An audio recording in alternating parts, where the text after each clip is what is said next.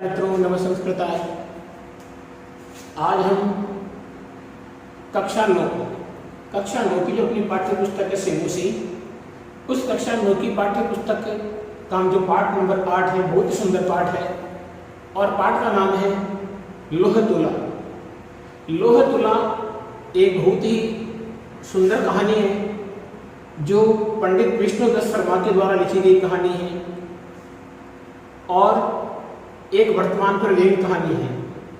वर्तमान परिप्रेक्ष्य पे एक प्रकार से इस कहानी के माध्यम से व्यंग्य किया गया है कि किस प्रकार आदमी अपनी जो नीति है, अपनी जो सोच है, उसको किस प्रकार प्रकट करता है।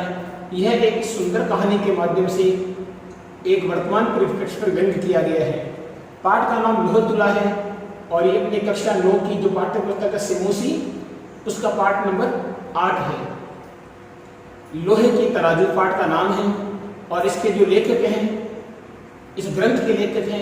और ग्रंथ कौन सा है? इसमें ग्रंथ है पंचतंत्र। इसमें ग्रंथ कौन सा है? पंचतंत्र ग्रंथ नामक पाठ है। ये पंचतंत्र ग्रंथ जो ग्रंथ है उससे लिया गया पाठ है लोहे की तराजू। इसका नाम होता है लोह तुला। तुला का मतलब होता है तराजू और लोहा का मतलब होता है लोहे से बनी हुई। तो लोहे से बनी हुई तराजू। और इस पंचतंत्र के लेखक कौन है? पंडित विष्णु शर्मा। प्रश्न आ सकता है कि पंचतंत्रस्य इति ग्रंथस्य, पंचतंत्र इति ग्रंथस्य लेखक का नाम किम आसीत्? पंडित विष्णुदत्त शर्मा। पंडित विष्णुदत्त शर्मा का जो ग्रंथ है उसका नाम इसके अंदर दिया हुआ है पंचतंत्र।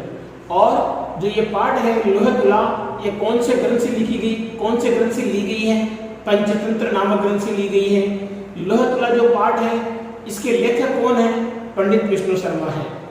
अब हम इसके शब्दार्थ में, हमें शब्दार्थ एक लाइन में केवल एक शब्दार्थ लिखना है। दूसरे शब्दार्थ के लिए हमें एक नई लाइन का प्रयोग करना चाहिए। ये करने का तरीका होता है। तो पहले हम शब्दार्थ में आते हैं आसीत। आसीत जैसे हमें पता है, हम लकार पढ़ चुके हैं। तो आसीत में धातु कौन सी होती है?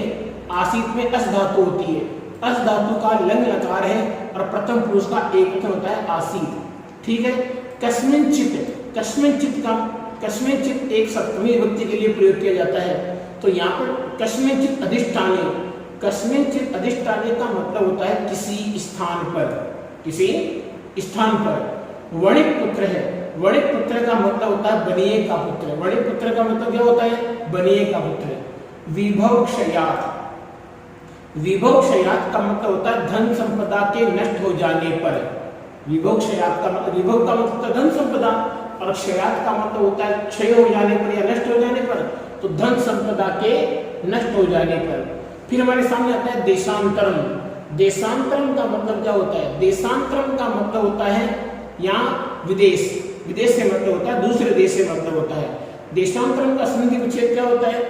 देश धन अंतरम। देश धन अंतरम दीर्घ स्वर संधि। संधि कौन सी है? दीर्घ स्वर संधि। ठीक है।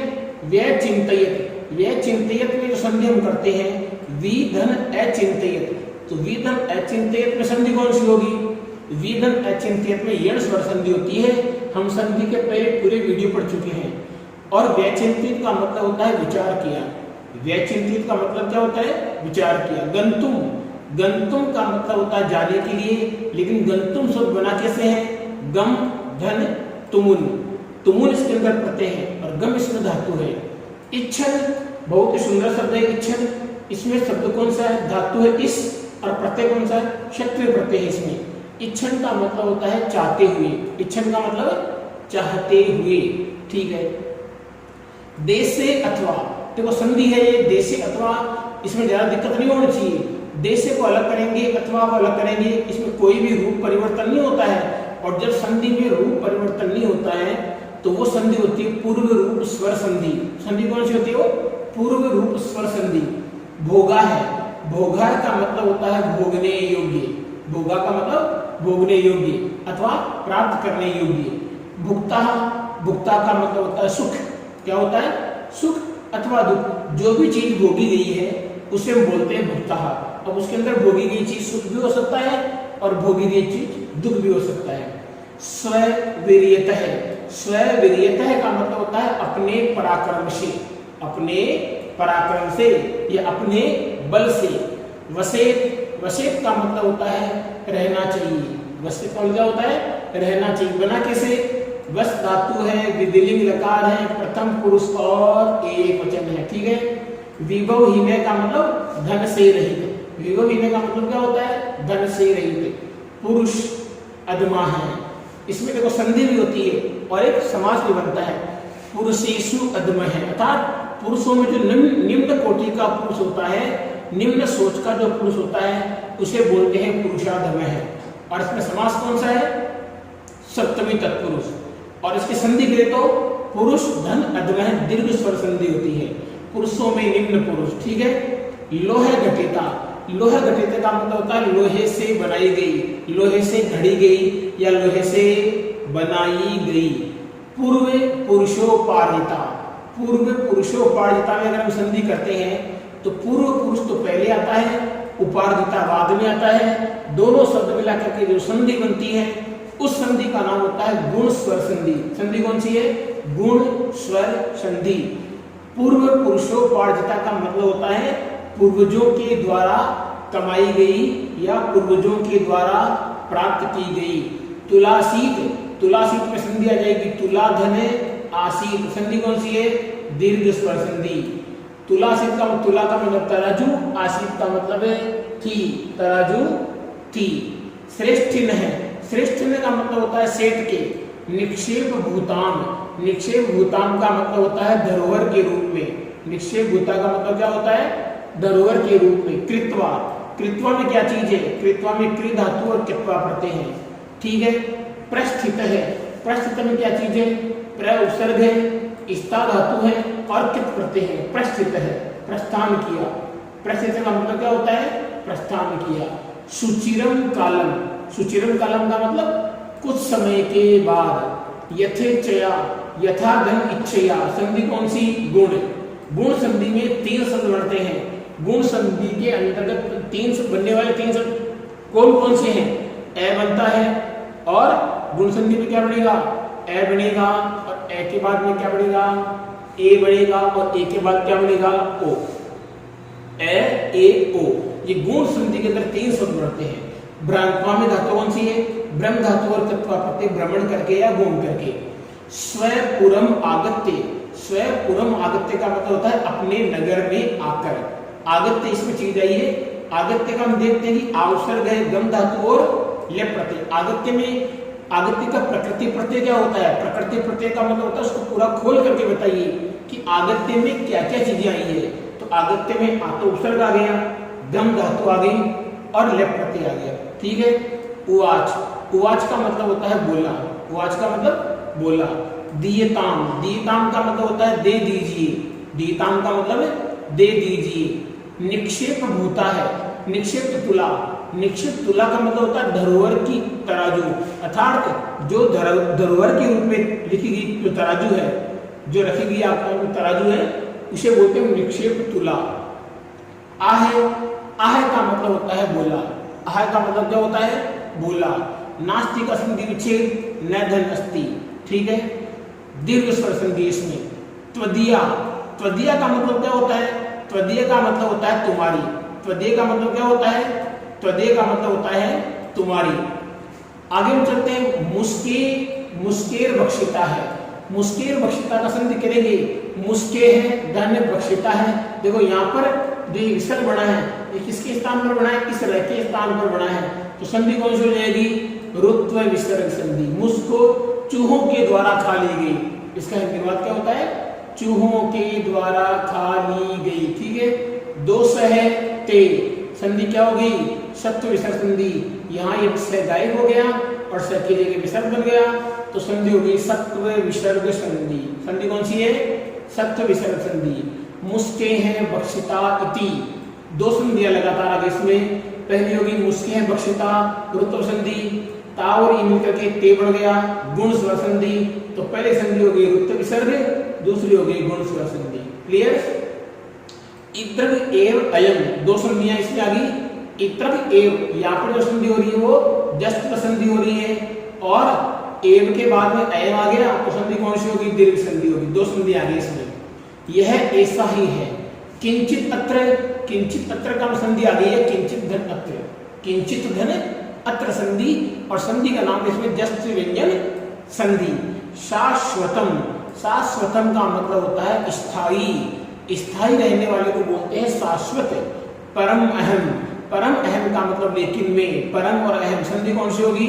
मौन स्वर व्यंजन संधि। आत्मीयम का मतलब होता है अपने। स्नानोपकरणम, स्नान धन उपकरणम संधि कौन सी? गुण स्वर संधि। संधि कौन सी होगी?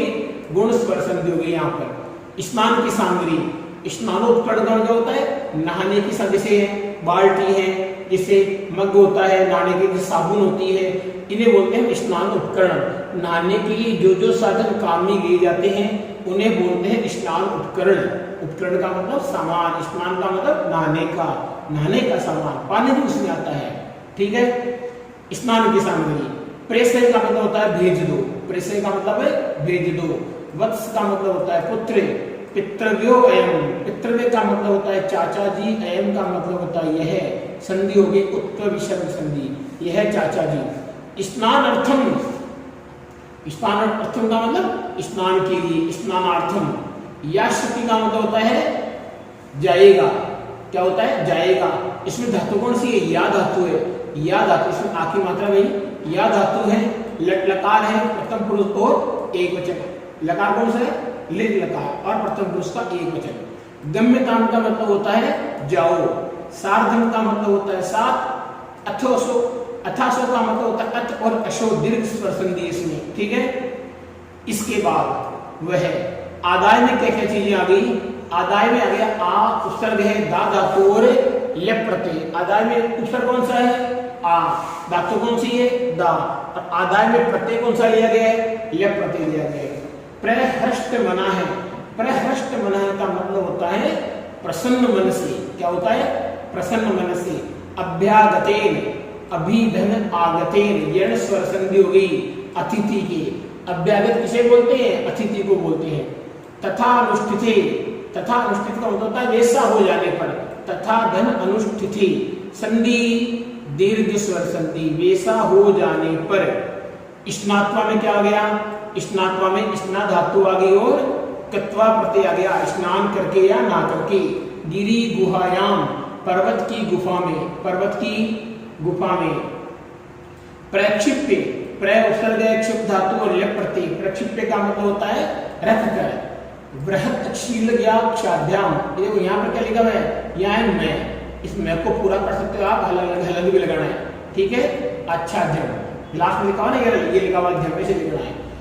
बृहत का मतलब होता है बड़ी, सीलिया का मतलब शिला से, और आच्छादन का मतलब होता है ढक करके। संधि हमने आपके सामने बना दी है। पहली छत्र व्यंजन, दूसरी दीर्घ संधि। बड़ी शिला से अथवा बड़ी चट्टान से ढककर, ये ढह से ढकने वाला ढह है, ध्यान रखना इसका। सत्वरम का मतलब होता है त्वरया सहितम। समास कौन सा है? अव्ययी भाव समास है, शीघ्रता के साथ, शीघ्रता के साथ। समास कौन सा है? अव्ययी भाव। आगत है में क्या है? आ उपसर्ग है, गम धातु और तत्प्रत्यय आया। पृष्ठ में संधि, पृष्ठ है धन च, संधि कौन सी है? सत्व विसर्ग संधि। संधि कौन सी है? सत्व विसर्ग संधि है। और पूछा में, यहाँ पर मे का है अश्म शब्द की षष्ठी विभक्ति एक वचन। मे का मतलब मेरा। शिशु है, यह त्वया, दो संधि आ रही है। पहले में रे बढ़ रहा है, दूसरे में स बढ़ रहा है। तो पहली संधि होगी रुत्व, दूसरी होगी सत्व। संधि दोनों किसके भेद है? विसर्ग संधि के भेद है। सेनेन, सेनेन का मतलब होता है बाज के द्वारा। सेनेन का मतलब बाज के द्वारा। प्रीत है, प्रीत के मतलब होता है हर लिया गया है। श्रेष्ठ क्या है? इसमें क्या देखो, श्रेष्ठी धना है। क्या लिखा हुआ है? ये आधा यहाँ पर, ये ठे हलंत थोड़ा इसका, ये ध्यान रखना, ठके हलंत। तो श्रेष्ठी धन आह में, श्रेष्ठी का मतलब होता है सेठ, आह का मतलब बोला, और संधि का नाम हो गया यण स्वर संधि। संधि कौन सी है? यण स्वर संधि। मिथ्यावादिन, झूठ बोलने वाले। मिथ्यावादिन, झूठ बोलने वाले। क्वचित का मतलब कहीं। हरतुम शक्नोति, हरण कर सकता है। हरतुम में क्या गया? ह्री धातु है और तुमुल प्रत्यय, स आ है। देख कितनी बढ़िया संधि है, कुछ नहीं करना, केवल विसर्ग लगाना है, और यहाँ विसर्ग का लोप हो गया। तो संधि का नाम क्या है? लोप विसर्ग संधि। नयति, नैति का हम संधि विच्छेद करेंगे तो नैति का संधि विच्छेद होता है ने धन अति, संधि का नाम होता है अयादि स्वर संधि। संधि कौन सी है? अयादि स्वर संधि। नी धातु है, लट लकार है, प्रथम पुरुष का एक वचन। नैति का मतलब होता है ले जाता है, नैति का मतलब ले जाता है। बक्षयंती, बक्षयंती का मतलब क्या होता है? बक्षयंती में भक्ष धातु होती है, लट लकार है, प्रथम पुरुष का बहुवचन होता है। बक्षयंती का मतलब खाते हैं, ठीक है। तदर्पय, तदर्पय में संधि विच्छेद होगा ततधन अर्पय, ततधन अर्पय। संधि का नाम जस्ट व्यंजन संधि। संधि का नाम क्या है? तो अर्पय का मतलब दे दीजिए, मे का मतलब मेरी, दारकेण, दारकेण का मतलब होता है पुत्र से। यहाँ दारक का मतलब क्या होता है? पुत्र। विवाद माना है, विवाद माना है का मतलब विवाद करते हुए या झगड़ा करते हुए। द्वावपि में संधि है द्वौ धन अपि, औ आ गया तो बन गया आ। और संधि कौन सी है? दीर्घ स्वर संधि। संधि कौन सी? दीर्घ स्वर संधि। राजकुलम, राज्य है कुलम, राजा का परिवार। षष्ठी तत्पुरुष समास। तार स्वरेण, तार स्वरेण का मतलब होता है ऊंची आवाज में, ऊंची आवाज में। अब्रह्मण्यम, अब्रह्मण्यम का मतलब होता है घोर अन्याय। शिशु है अन्य, शिशु है अन्य का मतलब यहाँ पर है इस शिशु से।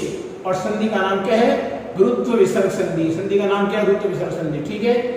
धर्माधिकारिण है तम उचु, धर्म अधिकारिण है तम उचु, लंबी संधि। धर्म अधिकारिण यहाँ संधि होगी दीर्घ, अधिकारिण धन तम यहाँ संधि होगी सत्व, और तम धन उच्च में संधि। यहाँ संधि कौन सी होगी? यहाँ प्लस लगा दो, प्लस लगाते हैं यहाँ पर संधि होती है मो अनुस्वार संधि। संधि कौन सी है? मो अनुस्वार व्यंजन संधि, ठीक है। तच्छ्रुत्वा में संधि होगी तद्दन श्रुत्वा छत्य व्यंजन संधि। तत् का मतलब तो, श्रुत्वा का मतलब सुनकर। यहाँ गया, यहाँ श्रुत्वा, यहाँ वह भाई वह करना है, यहाँ पर ये लो ये वह, ठीक है।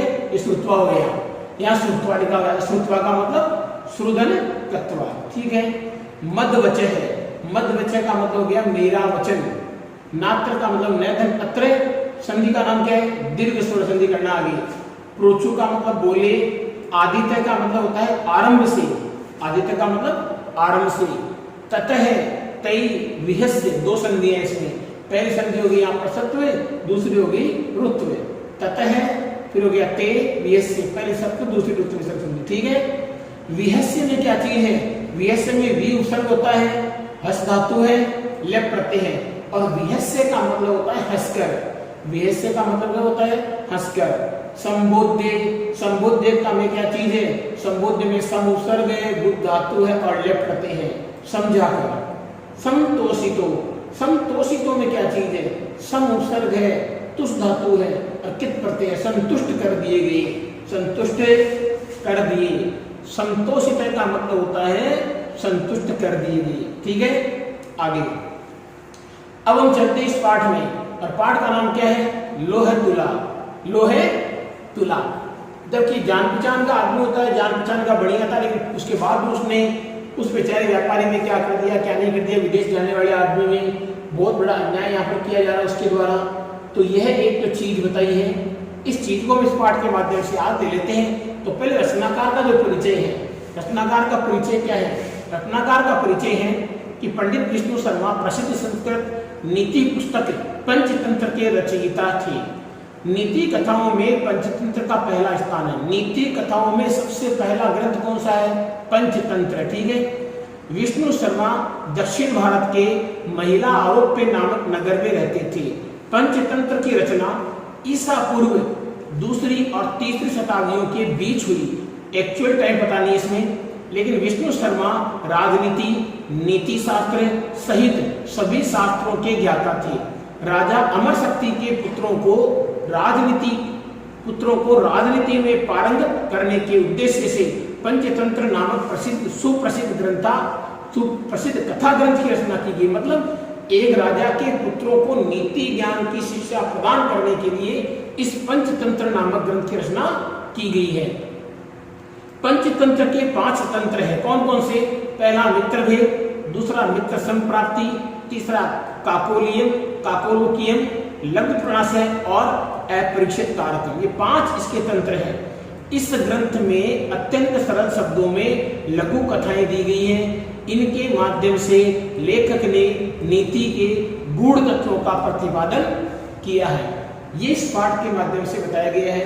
लेकिन देखो क्या चीज है, जो जानकार है वही उसका दुश्मन हो रहा है। बढ़िया जानकार था, लोहे की तराजू उधार रखी थी, लास्ट में उसने मना कर दी। जो कुछ घटना इस पाठ के माध्यम से हो रही है वो हम इस पाठ के अंदर भी पढ़ लेते हैं। ठीक, देखिए, आसीत कस्मिंचित् अधिष्ठाने जीर्णधन नाम वणिक पुत्र है। आसीत कस्मिंचित् अधिष्ठाने, तो किसी स्थान पर जीर्णधन नाम का बढ़िया का पुत्र रहता था। किसी स्थान पर जीर्णधन नाम का बढ़िया का पुत्र रहता था। सच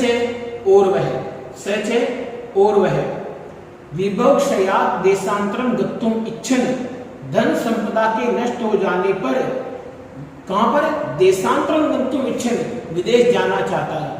विदेश जाना चाहते हुए, विदेश जाने की इच्छा करते हुए, और वह धन संपदा के नष्ट हो जाने पर विदेश जाने की इच्छा करते हुए वह चिंतित विचार करता है, यह विचार किया, और उसने धन संपदा के नष्ट हो जाने पर विदेश जाने की इच्छा करते हुए विचार किया। क्या विचार किया? यत्र देशे अथवा स्थाने भोगः भुक्ता स्वविदियत है। यथा का मतलब हो गया जहां, यत्र का मतलब जैसे, तो जैसे जिस देश में अथवा स्थान पर, जिस देश में अथवा स्थान पर अपनी शक्ति से भोगों का भोग किया जाता है। स्वविदियत का मतलब अपने पराक्रम से, अपने बल से जहां पर भोगने सुखों का भोग किया जाता है, तस्मिन वहां पर, तस्मिन का मतलब वहां पर विभव विहीन यो वसे स पुरुषादम है। अर्थात उस स्थान पर अगर धनहीन होकर को जीवन जो रहता है, जो वहां पर धनहीन होकर जीवन जीता है, वह एक निम्न प्रकार का पुरुष होता है। मतलब जिस स्थान पर क्या अपनी शक्ति से, पराक्रम से अगर हमें सुख भोगने होते हैं, उस स्थान पर अगर कोई धनहीन आदमी रहता है तो वह धनहीन जो रहने वाला आदमी है वो निम्न प्रकार का पुरुष होता है। उस पुरुष को उस स्थान को छोड़ देना चाहिए, उस पुरुष के द्वारा उस स्थान को छोड़ देना चाहिए। आगे देखते हैं पाठ का अनुवाद। तस्य च ग्रहे, च यहाँ पर च है, ध्यान रखना, वह की जगह च करना आपको। तस्य च ग्रहे, और उसके घर में लोहे घटिता पूर्व पुरुषो उपार्जिता, लोहे से बनाई गई पूर्वजों के द्वारा प्राप्त तुला आसी तराजू थी। और उसके घर में पूर्वजों से प्राप्त लोहे से बनी हुई तराजू थी।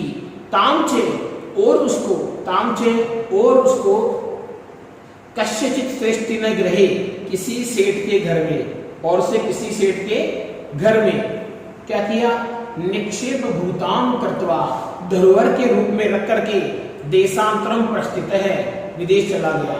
मतलब किसी सेठ के घर में उसने तराजू धरोहर के रूप में उधार रख दी, वहां से कुछ पैसे दिए और पैसे कमाने के लिए विदेश चला गया, प्रस्थान कर गया।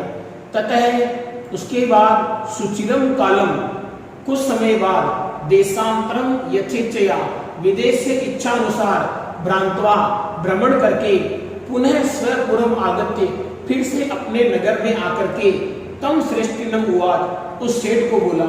क्या बोला? वो श्रेष्ठी ने, अरे सेठ जी, दीयताम में मतलब मेरी, दीयता मतलब दे दीजिए, सा वह निक्षेप तुला, धरोहर की तुला। अरे सेठ जी, मुझे वो धरोहर की तुला दे दीजिए। सा आहे, वह बोला, कौन बोला?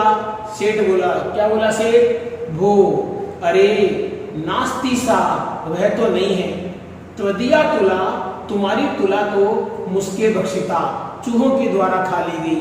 और तुमने जो लोहे की तराजू ली थी उसको तो चूहे खा चुके हैं, चूहों के द्वारा खा ली गई है। आगे जीर्णधन आहे, जीर्णधन बोला वो श्रेष्ठी ने, अरे सेठ जी, नास्ति दोष है ते का मतलब तुम्हारा, दोष का मतलब दोष, नास्ति का मतलब नहीं है। अरे सेठ जी, तुम्हारा दोष नहीं है। यदि मुस्के बक्षिता इति, अगर चूहों के द्वारा खा ली गई तो वो जो जीर्णधन था, जीर्णधन जो बढ़िया का पुत्र था, बहुत ही दिमागी आदमी था ये। उसने कहा, अरे सेठ जी, आपका दोष नहीं है, यदि जो तराजू है वो चूहों के द्वारा खा ली गई है। तो यदि मुस्के बक्षिता, यदि चूहों के द्वारा खा ली गई। इद्रक एव अयम संसार है, इद्रक एव ऐसा ही है, अयम संसार, ये संसार ऐसा ही है। न किंचित अत्र शाश्वतम अस्ति, न किंचित, यहाँ कुछ नहीं है, शाश्वतम स्थायी, यहाँ कोई चीज स्थायी नहीं होती है। परम लेकिन अहम में नद्याम, नदी में स्नानार्थम, स्नान करने के लिए गमिष्यामि, जाऊंगा, लेकिन मैं नदी में स्नान करने के लिए जाऊंगा। विदेश से आया हूं, थक चुका हूं, तो स्नान करने नदी में जाऊंगा। तत् तो तुम आत्मीयम शिशुम, अपने बच्चे को, एनम, तुम इस अपने बच्चे को धनदेव नामानम, धनदेव, बच्चे का नाम क्या था? धनदेव। तुम इस धनदेव नाम के अपने बच्चे को मया सह, मेरे साथ, स्नान उपकरणम हस्तम, नहाने का सामान हाथ में देकर प्रेषय, भेज दो। सश्रेष्ठी, उस सेठ ने स्वपुत्रम उवाच, अपने पुत्र को कहा, अर्थात वह सेठ अपने पुत्र को बोला, वह सेठ अपने पुत्र को क्या बोला? वत्स, अरे पुत्रे, पितृव्यो अयम तव, ये तुम्हारे चाचा जी हैं, स्नानार्थम यासति, स्नान के लिए जाएंगे। तत् तो गम्यताम एनन सार्धम, गम्यताम एनम या अनेन, ये अनेन नहीं, गम्यताम अनेन सार्धम, तो इनके साथ चले जाओ, ठीक है।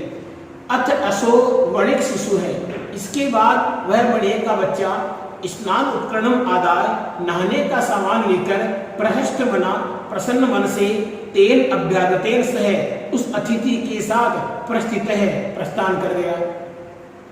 तथा अनुष्ठिते, ऐसा करने पर स वणिक, वह बढ़िया स्नात्वा, नहा करके, तम शिशुम, उस बच्चे को गिरी गुहायाम, पर्वत की गुफा में प्रक्षिप्य रखकर, तद द्वारम, उसके दरवाजे को, वृहत शीलया, एक बड़ी चट्टान से आच्छाद्य ढक करके, सत्वरम, शीघ्र ही गृह आगत है, घर आ गया। पृष्ठ, और पूछने पर, तेन वणिजा, उस व्यापारी के द्वारा पूछने पर, भो अभ्यागत है, अरे अतिथि, जो बढ़िया का पुत्र था ना, तो बढ़िया के पुत्र को तो बाहर दिया, तो बढ़िया ने पूछा अगर घर पे कि भो अभ्यागत है, अरे अतिथि, कच्चताम, कहो, पुत्र कहाँ है? मैं शिशु है, मेरा बच्चा कहाँ है? यह त्वया सह, जो तुम्हारे साथ, नदीम गत है, नदी पर गया था, कि जो तुम्हारे साथ नदी पर गया था, इति, ऐसा। स आहे, वह बोला, नदी तटात, नदी के तट से, सेनेन, बाज की द्वारा, हृत है, हरण कर लिया गया, उसको तो नदी के किनारे पर बाज की द्वारा उठा लिया गया, इति, ऐसा। श्रेष्ठी आहे, सेठ बोला, मिथ्यावादिन, तुम झूठ कह रहे हो, किम क्वचित, क्या कभी, सेन है, बाज, बालम हर्तुम शक्नोति, बालक का हरण कर सकता है? कि क्या कभी एक बाज बालक का हरण कर सकता है? तत् समर्पये, तो मुझे सौंपो, मैं सुतम, मेरा पुत्र, तो मुझे मेरा पुत्र सौंप दो, अन्यथा नहीं तो राजकुले निवेदिष्यामि, राज दरबार में निवेदन करूंगा, इति, ऐसा। स आहे, वह बोला, वह क्या बोला? वो सत्यवादी ने, हे सत्यवादी, हे सत्य कहने वाले, यथा, जैसे, शेलह बालय न रहती, बाज बच्चे को नहीं ले जाता है, तथा वैसे ही मुस्का अपी लोह घटिताम तुलाम न बख्शयंती, मुस्का है, यहाँ विसर्ग है, कि चूहे भी लोहे से बनाई गई तराजू को न बख्शयंती, नहीं खाते हैं। तदर्पे, तो प्रदान करो, मैं तुलाम, मेरी तराजू, तो मुझे मेरी तराजू प्रदान कर दो, यदि दारकेण प्रयोजनम, यदि बच्चा चाहते हो तो। दारकेण का मतलब बच्चे से, प्रयोजन का मतलब चाहते हो या प्रयोजन हो तो। अगर तुम बच्चा चाहते हो तो मुझे मेरी तराजू दे दो। एवं विवाद माने, इस प्रकार विवाद करते हुए, तो द्वावपी, वे दोनों ही राजकुलम गतो, राज दरबार में चले गए। तत्र, वहां, श्रेष्ठी, सेठ ने, तार स्वरेण प्रोवाद, ऊंचे स्वर में बोला, वहां पर सेठ ऊंचे स्वर में क्या बोला? भो अब्रह्मण्यम, अरे अब्रह्मण्यम, घोर पाप है, मम शिशु है, मेरा बच्चा, अनेन चोरेण अपहृत है, इस चोर के द्वारा चुरा लिया गया, इति, ऐसा। फिर क्या था? अथ, इस प्रकार, धर्माधिकारिण है, जो धर्माधिकारी थे वहां पर, तम ऊंचू, धर्माधिकारी ने उसको कहा, क्या बोला, भो, अरे समर्पिताम, इसको समर्पित कर दो, इसको दे दो, श्रेष्ठ सुत है, सेठ का पुत्र, अरे इस सेठ को पुत्र दे दो। स आहे, वह बोला, किम करोमि, क्या करूं, पश्यत है, देखो, मैं नदी तटात शेनेन अपरता शिशु, तो पश्यत का मतलब देखते हुए, मैं का मतलब मेरे द्वारा, मैंने देखा कि नदी तटात शेनेन अपरता शिशु, कि नदी तट से इसके बच्चे को बाज के द्वारा उठा लिया गया है, नदी के तट से इसके बच्चे को बाज के द्वारा उठा लिया गया है। तत्व श्रुत्वा, ऐसा सुनकर, ते प्रोचु, वे बोले, भो, अरे न सत्यम अभिहितम भवता, अरे आपके द्वारा सत्य नहीं कहा गया है, न सत्यम अभिहितम भवता, भवता का मतलब आपके द्वारा सत्य नहीं कहा गया है, किम, क्या, सेनह, बाज, शिशु, बच्चे को, हर्तुम समर्था भवती, कि क्या बाज बच्चे को हरण करने में समर्थ होता है। स आहे, वह बोला, ये कौन बोला, जो बड़िए का पुत्र जीर्णधन बोला, भो भो, अरे अरे सूर्यताम, सुनो, मद वचन, मेरे वचन, अरे मेरे वचन तो सुनो, तुलाम लोह सहस्त्रशम यत्र खादंती, मुस्का है, अगर लोहे से बनेगी तराजू को चूहे खा जाते हैं तो राजतंत्र है, तो हे न्यायाधीश महोदय, हरेक सेन है बालकम नात्र संशय है, तो एक बाज है वो बालक का हरण कर सकता है, इसमें कोई शंका नहीं है, इसमें कोई शंका नहीं है। ये इस श्लोक का अनुवाद दिया गया यहाँ पर। हे राजन, यत्र मुस्का लोह सत्रश तुलाम खादंती, यदि चूहे लोहे से बनाई गई तराजू को खा जाते हैं, तत्र सेन है बालकम हरेत, अत्र न संशय, तो बाल बालक को हरण कर सकता है, अत्र न संशय, इसमें कोई शक नहीं है, इसमें कोई संशय नहीं है, ठीक है। ते प्रोचु, वे बोले, कथम एतत्, यह कैसे, ततः, उसके बाद, सश्रेष्ठी सभ्यानाम अग्रे, तो उस सेठ ने सभ्यानाम, सभा में, अग्रे, सभा में, आदित्य सर्वम वृत्तांतम निवेदयामास, आदित्य का मतलब शुरू से लगाते पूरा वृत्तांत उसने निवेदन कर दिया, सूर्य से जो कहानी हुई थी पूरी कहानी बता दी। ततः, उसके बाद, ते है, उनके द्वारा, विहस्य, हंस करके, सभी दरबारियों ने हंसी, और हंस करके क्या हुआ, द्वावपि, दोनों के द्वारा, तो आपस में, तो उन दोनों ने, परस्परम, आपस में, उन दोनों ने आपस में, संबोधते, समझा कर, उन दोनों को आपस में समझा करके, तुलाम शिशु प्रदाने, तुला और शिशु प्रदान करके, संतोषित है, उनको संतुष्ट कर दिया गया।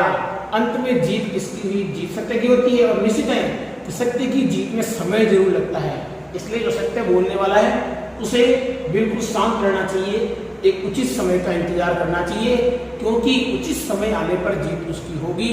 कभी भी गलत मनुष्य की जीत नहीं हो सकती है, गलत मनुष्य प्रसन्न हो सकता है लेकिन अधिक समय तक नहीं, लेकिन सत्य मनुष्य परेशान हो सकता है लेकिन अधिक समय तक नहीं, उसको बाद में प्रसन्नता का अनुभव करना ही होगा। इसलिए हमेशा सत्य बोलना चाहिए, किसी के साथ हमें छल कपट का व्यवहार नहीं रखना चाहिए। इस प्रकार ये बहुत सुंदर कहानी थी मित्रों, इस कहानी से सीख लेना चाहिए, हमें कभी इस प्रकार की भावना नहीं रखनी चाहिए। नमस्कृत करता है मित्रों, नमस्कृत करता है।